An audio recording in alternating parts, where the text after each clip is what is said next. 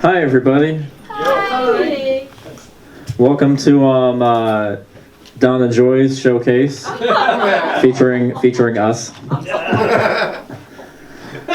So I was at work the other day, and one of my coworkers comes up to me. She's like, "Oh, Maria just came in. I hate her. She talks a lot. She eats a lot, and her hair looks plastic." I'm like, So something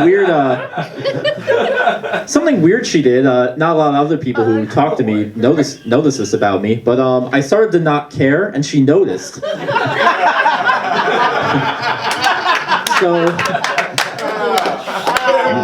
So she's like, "You don't care, do you?" And I'm like, "No, not really." She's like, "How rude," and stomps away. I'm like, "Well, wait a minute, like, you come up to me talking shit about one of our coworkers behind her back, and I'm rude because I don't want to listen to your negative gossip? How does that work?" Right. If it's one thing I can't stand, it's negativity. Right. I'm such an optimist. I love positivity. The only thing I'm negative towards is negativity. Okay, I'm lying. I'm only an optimist when it benefits me, you know? Like, at home, my kitchen's a mess.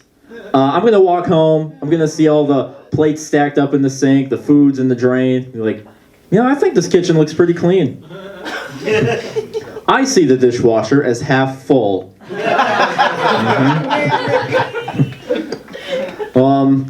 One thing I hate, I know I said I'm an optimist, but one thing I hate is those motivational t-shirts. I think they're so cheesy. But the other day I saw probably the laziest motivational shirt I've ever seen. It said, "Live life." Well, that's a little redundant. I feel like if I walked around with a shirt that said "breathe," I mean, you don't need to be motivated for that. All you need to live life. All you need to do is just not die. I don't know. Motivate us with a challenge, like wear a man bun in a dive bar. Now that's hard.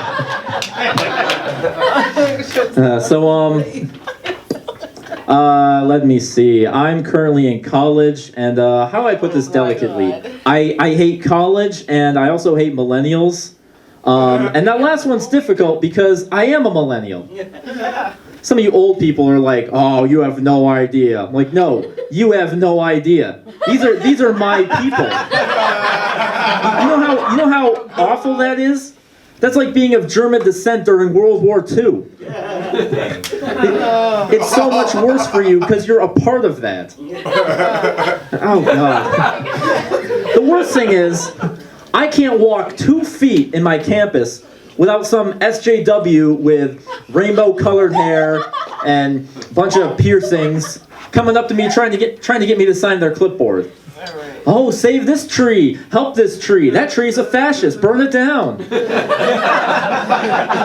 not just getting education. Seriously. Some girl or man, it doesn't matter to me, comes up to me, starts talking about like these poor countries in the Middle East. I'm like, "Well, I don't know. Maybe you could sell that gigantic nose ring in your Gucci jacket. Maybe that would get enough money."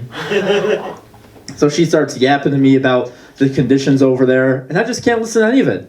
I'm just watching her nose ring flap up and down on her lip. You know? I'm like, what would happen if I just stuck my finger through that and like pulled down really hard? I wouldn't do it, but what would happen? Would I just walk away and just go back to class like nothing happened?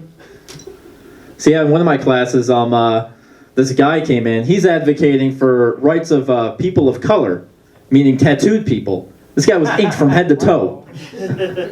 He fell asleep next to me, and I thought, if I were to draw something on this guy, you think he'd notice?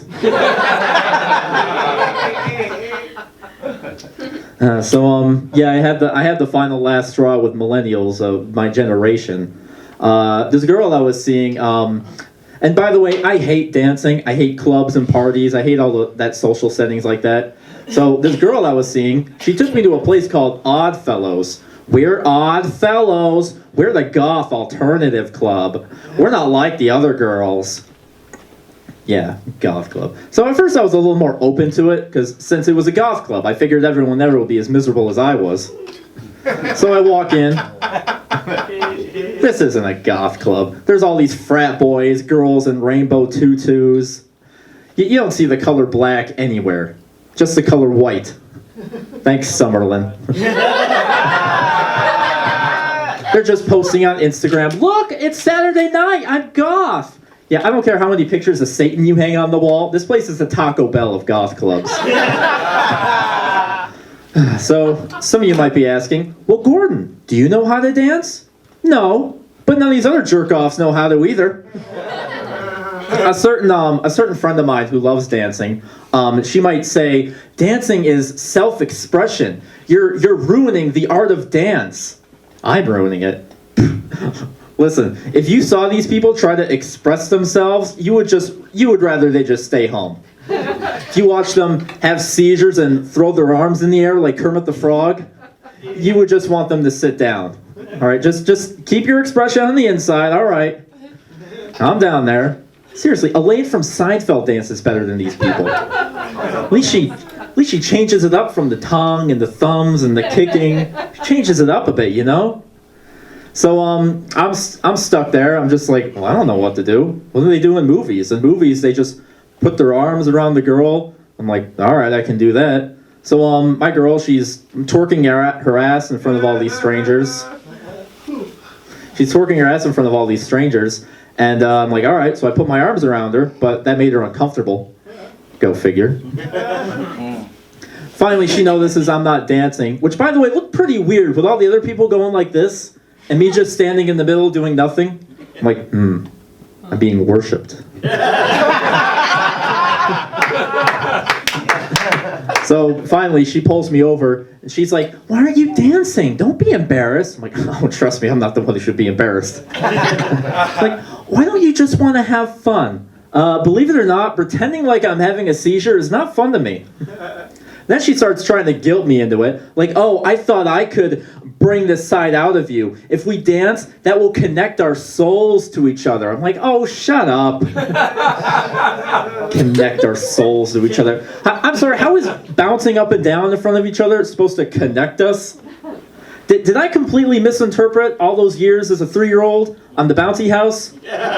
Was there more a spiritual gain in all that? Besides, if you love dancing so much, you wouldn't be so terrible at it. Honestly, I just don't understand. They've ruined dancing and music, all the great arts. There's this awful song called God's Plan, which is like the worst goddamn song I've ever heard. And people try to defend it like, oh, well, a lot of others, yeah, it is, but a lot of other songs sound that bad. So it's not quite that bad. It's a little better. Like, so you're only giving it credit because of the low standards that are already set for it? Come on. I don't understand. Like, it's not even a song you can dance to. It's so boring. I was in the store one time, and this 16-year-old girl proved me wrong. The song came on the radio, and she's like, oh, this is my jam. And she starts doing this. Like, well, what is this? You're shrugging your shoulders? How do we dance to this? I don't know. Like you're some double amputee who has an itchy back, but you forgot that you have no arms.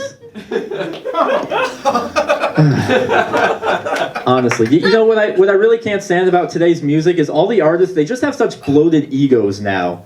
You know, there's this guy called DJ Khaled, which only my generation will be stupid enough to make a prick like him famous. And in the beginning of one of his songs, he starts out like this. He goes, "This the best music." First of all, what kind of narcissist starts out their own song like that? Like, hey, this is the best song you're ever gonna hear. That'd be like if I came on stage like, hey guys, I'm the funniest comedian you're ever gonna hear tonight. Forget about all these jack-offs here. They're nothing. I'm the funniest. This is the funniest joke ever. What's the deal with airplane food? That's the funniest. Yeah, apparently all you need to be the best and to make the best music is let everyone else do all the work and just shout your name over the song over and over again. That's my next gig at Jokesters. I'm just gonna wait till Don goes up. He does his bit. Then I said dollar. I'm just gonna sneak on stage like, Gordon. I was gonna be like, and give it up for Gordon Morgans featuring Don Barnhart. Gonna have a hard time selling t-shirts. You got me with that blonde kid? Well, it was my set. Oh, but you didn't shout your name over it, so I didn't think it was you. On a slightly more upsetting note, I called the suicide hotline the other day asking for help, but there was no help at all. I'm still here. That's all I got for now. Thank you very much. I'm Gordon Morgan. And somebody threw a gummy worm? No, a rose. Trevor's not here. No food.